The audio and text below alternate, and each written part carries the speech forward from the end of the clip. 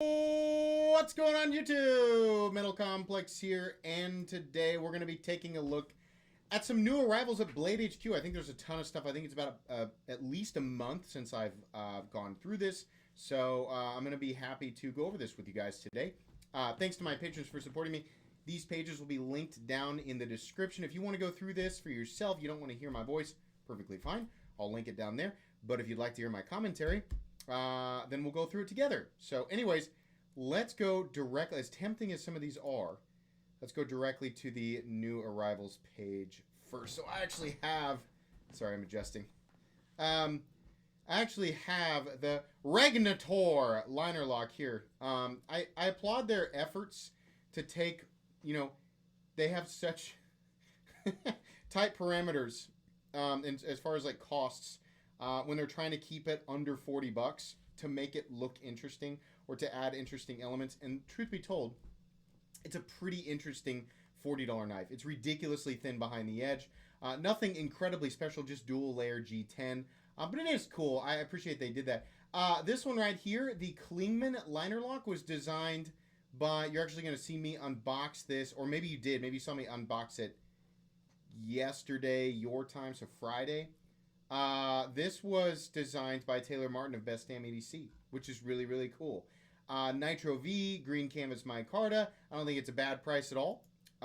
So definitely check that one out. Kind of classic blade profile, like kind of I feel like Taylor likes that classic knife aesthetic, and I can see a little bit of that in there.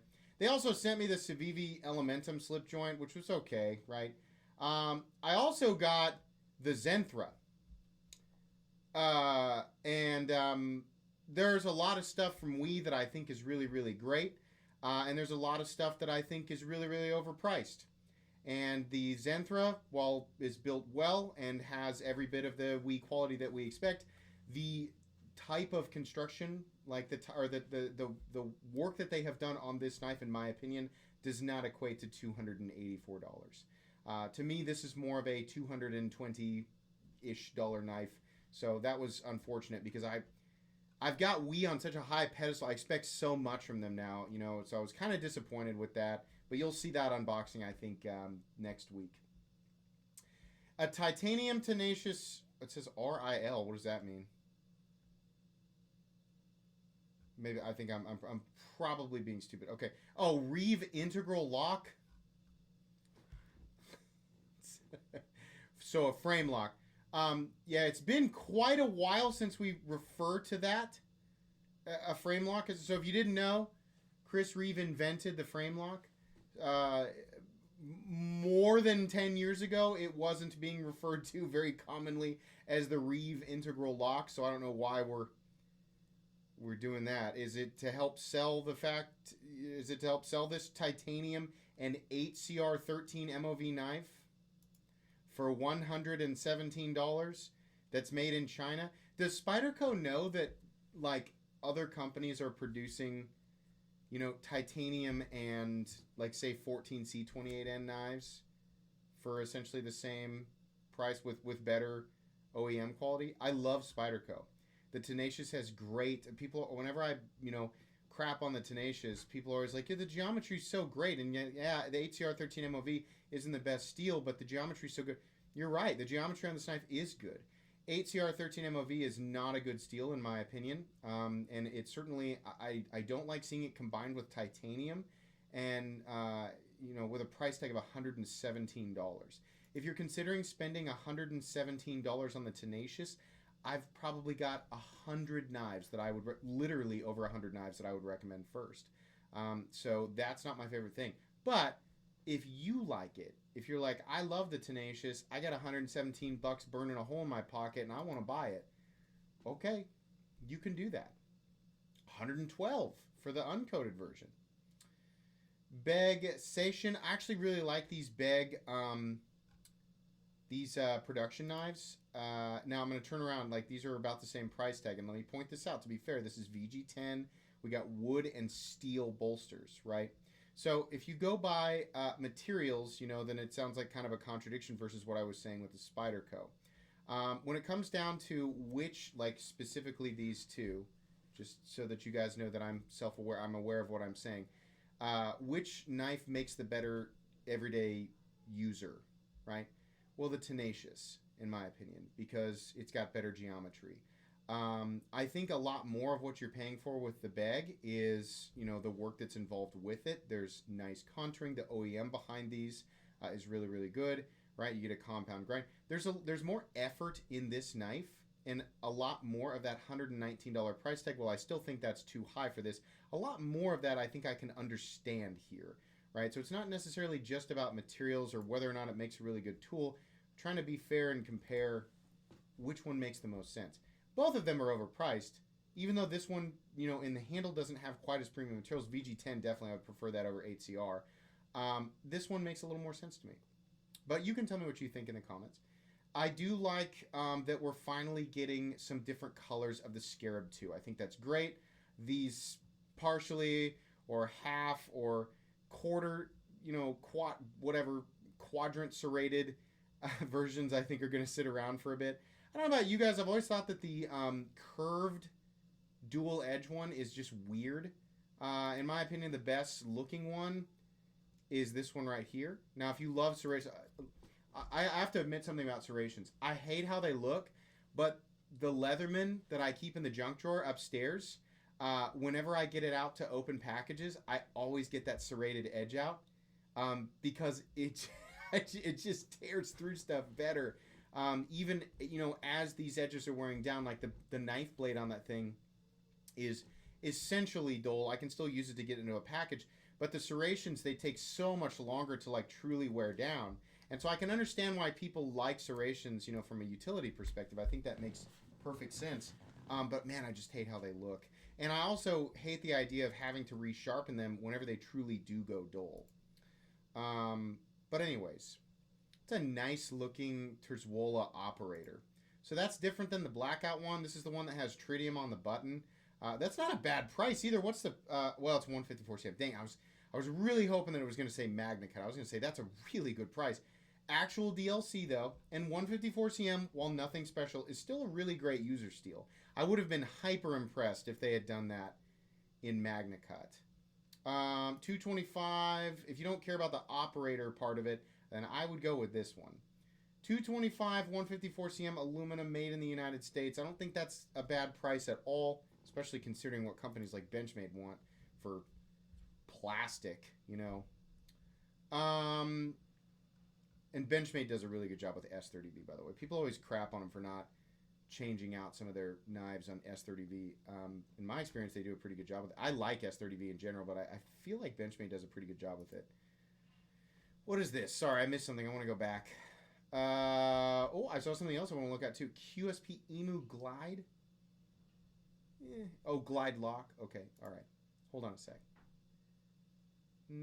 Interesting. Big forward choil there. These are on sale. Okay, all right. I like that. The orange. That's cool. I don't like the two-tone or the serrations, but I do like that orange. So the Akita Venker or V-Anchor lock, however you say that, this is on the way to me. This looks awesome. I actually went to Instagram once I found out that this existed.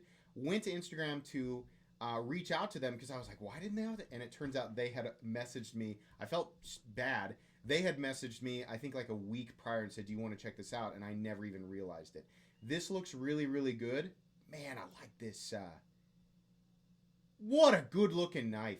Am I on my own here? I know it's a smaller guy. S35VN in titanium. It's knives like this where I'm like, why would you buy the Tenacious? Why? The Vanker lock or V-Anchor lock is super strong. Pivot operated, super smooth. Superior fit and finish. The only thing that's different, like some people will be like, well, but the Spyderco's bigger. Okay. Man, I'll tell you what. If Vosti does this exact same knife, but they make it like 8 1/4. Wow, I love that. I love that. I almost like the green better. I love this. Whenever you do like a continuous, and if you have trypophobia, you're not gonna like that at all. But whenever they do like the barrier milling, and then they add the texturing within that barrier. I always find that super appealing. That's a really, really cool looking knife. Look at this. Vosteed Raccoon topped liner lock. Oh, so this is a knife to buy. Look at me. I say this all the time. It's rare that I directly say you should absolutely buy this knife, but if you watch my content, you know that I'm very vocal about this. The Vosteed Raccoon top liner lock is one of, if not the absolute best knives. Is that where I add in the plural? I lost track of my sentence. It's one of the very best budget knives that have ever existed. Especially, it's one of the best knives ever under $100. It's certainly one of the best knives ever at 70 or less. The only other knife that I would really say consider before you buy this is the Vision FG. But at $69 giggity, yeah, buy this. Look at all these colors. Do they have all of these in stock? Oh, do you have that? Ooh, I might buy that for myself. Yeah, you buy this knife. If this is still available by the time you guys are watching this video and you don't have one, buy one. You know, I'm probably going to make a post about that because I didn't realize those were sitting there. But those are knives that I know a lot of people have been waiting on. So absolutely. Absolutely. What is this? Corsair. That's cool. I like the red. I feel like red G10. We don't see enough of that. Oh my God. Riot Tribute. What is this? Is a wild looking thing. It's really nice Damasteel though, and I love this. Is probably Mokatai. It just says titanium. That looks like Mokatai to me. Carbon fiber titanium. You guys are just not there. It is right there. Mokatai bolsters. Yeah. This is fine. It looks really weird with the jungle fat carbon. It's just like, yeah, you know, like I don't understand. This by itself is fine, but it needs to be combined with different colors. Yeah, I think that should have just been black carbon fiber. That's odd to me. Oh, we have the Tiger is back. An absolutely wonderful knife. Big boy.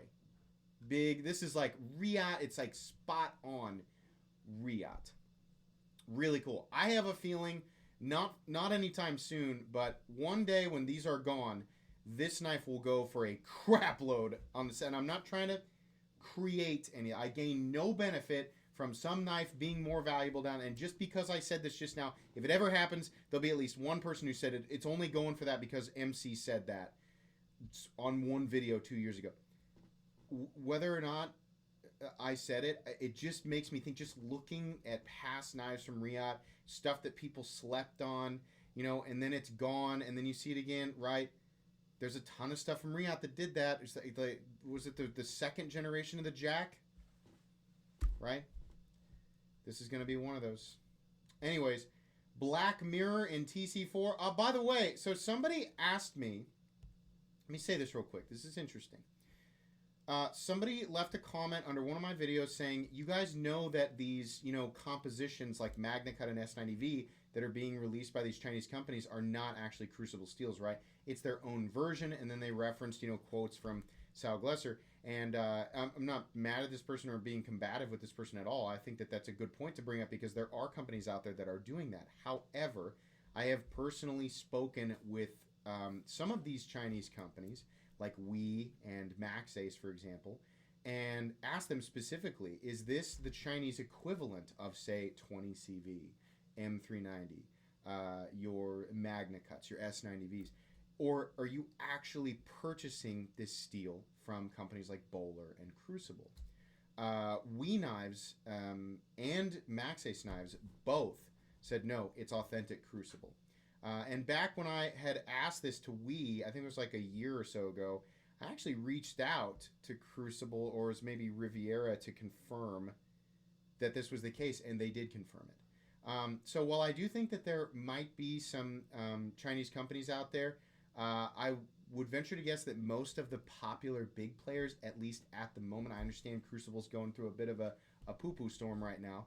At the moment, a lot of the big players are purchasing authentic Crucible steels. This is actually an interesting topic, and it would be fun to go through and talk with all of these Chinese OEMs, these big Chinese OEM, players in the game here and say, is your S90V, for example, the real deal? And by the way, with MaxAce, this is authentic CPM S90V.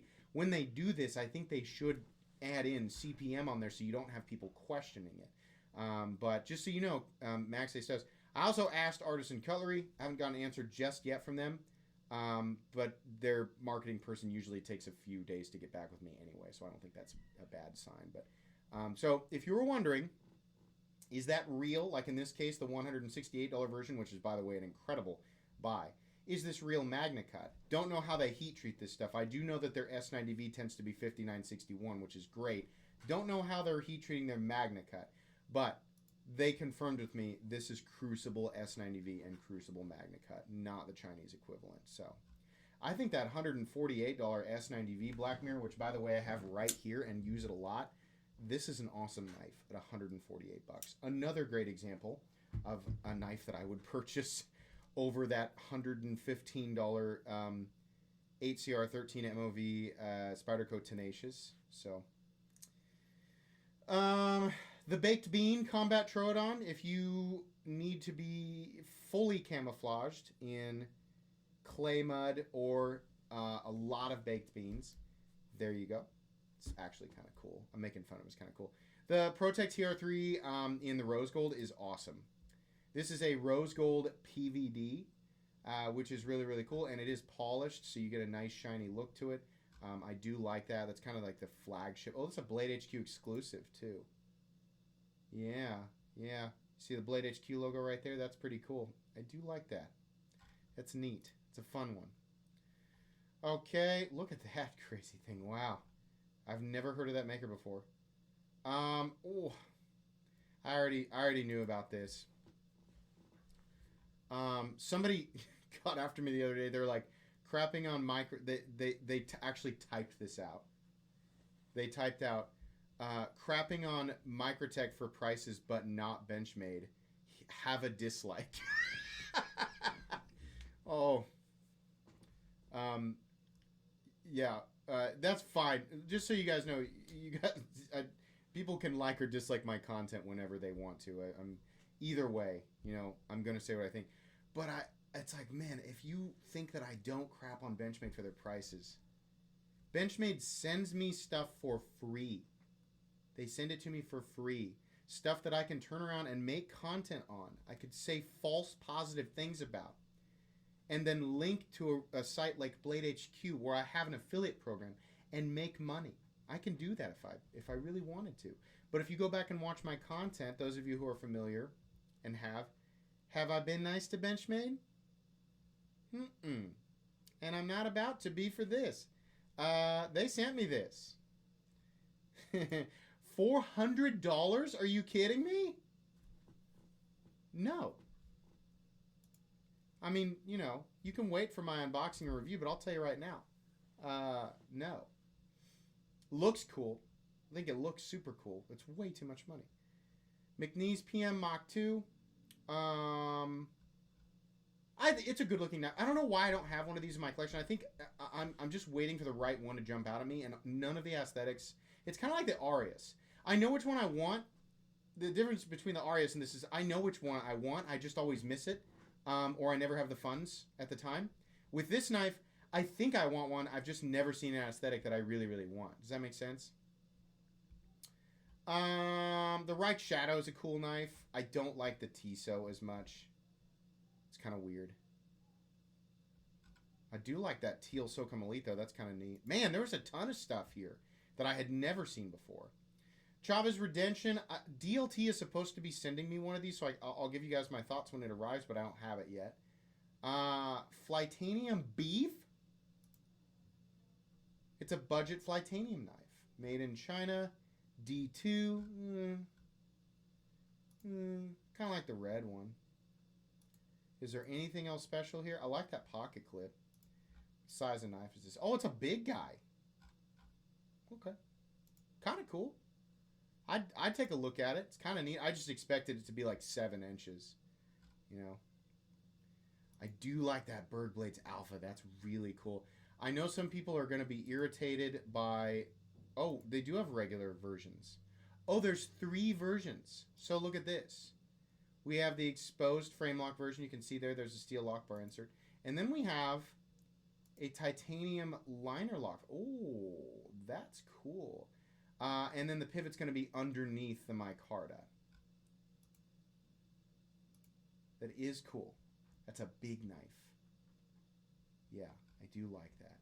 I wonder if they'll send me one to take a look at. I got a thing for that Berg Blades aesthetic. I like that a lot.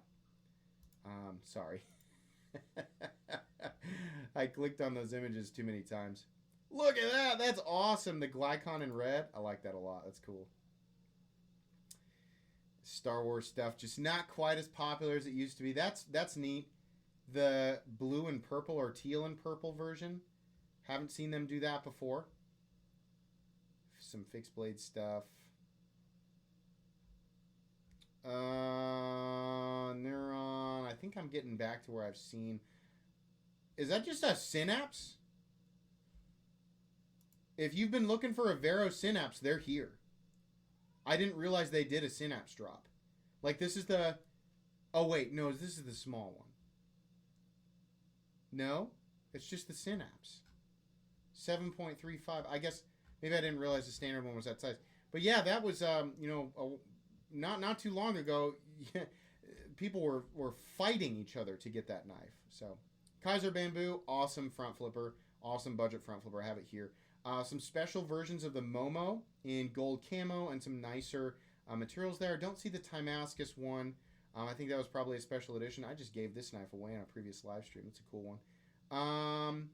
Small Sebenza 31 Military 2 Sprint Run. Those Spydercos, we're finally getting those things. Look at all these different versions.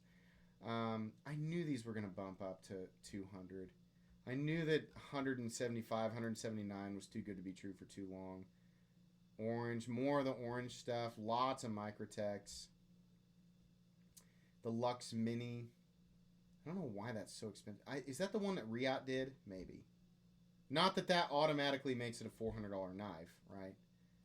The Velocity, the Zorro. Okay. I think we're getting back to stuff that I've seen. So let's do real quick. I just want to browse coming soon. I know you guys are super interested in the new Spyderco knives. You guys have asked me about this all the time. I'm definitely buying this. 100%. 210.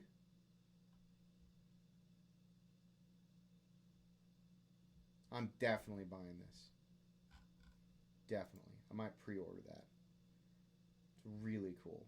It's like that has like ultimate EDC status written all over it.